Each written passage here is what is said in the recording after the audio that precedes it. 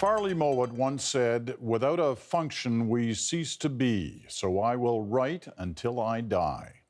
And so he did, last night, at the age of 92, still writing.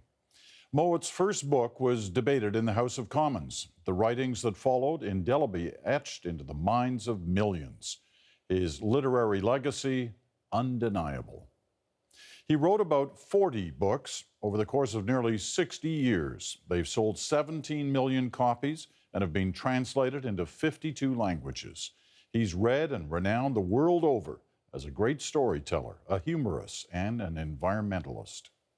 Even those who've never read one of his yarns feel his cultural impact because, in a way, many Canadians are seeing their country through Mowat's eyes. Deana Sumanac has that story.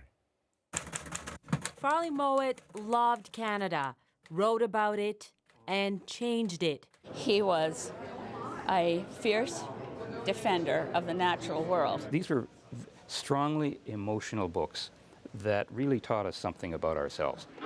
Farley Mowat's books had power because he wrote about what he saw around him. Born in Ontario, he grew up in Saskatchewan, surrounded by the grandeur of the prairies and always the company of animals. Early family pets were the inspiration behind his children's books, popular to this day, The Dog Who Wouldn't Be and Owls in the Family. But at 22, Mowat left all that behind. He joined the Allied invasion of Sicily during the Second World War. Then gradually the realization dawned that what we were in was not a game, it was not a soccer game, it was a game of slaughter.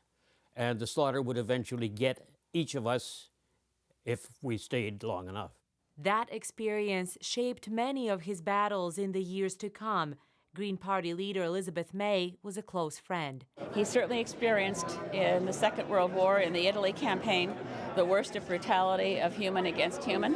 And he saw that same brutality of human against the natural world, and he held us in the balance as a species that was lacking in fundamental morality. Mowat fought for the underdog, both human and animal. His account of the plight of a remote Inuit band, People of the Deer, sparked a national debate about Canada's policies in the Arctic. I encountered them, heard a little bit about their story, got to know them slightly, was appalled at what was happening to them. And what was happening to them was that they were being extirpated. They were dying off. And he wrote about it and brought it alive. And so Canadians who've never been to the Arctic, for example, feel that the Arctic belongs to them. He says he spent a year living with a pack of Arctic wolves. The result, Never Cry Wolf, is credited with changing the image of the animal as a vicious predator, even with stopping wolf calls as far away as Russia.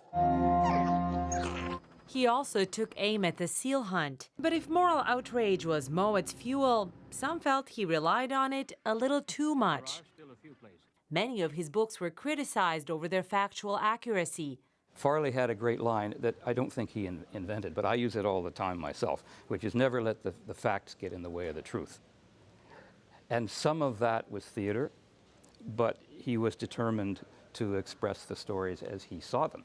As he saw them, no matter what the consequence. The powers that be say, well, you can't preach and be a writer. I say, Mowat continued writing about things that moved and outraged him for the rest of his life, proving to the world that Canadians are nice enough when they're nice, but when they're feisty, they're fascinating.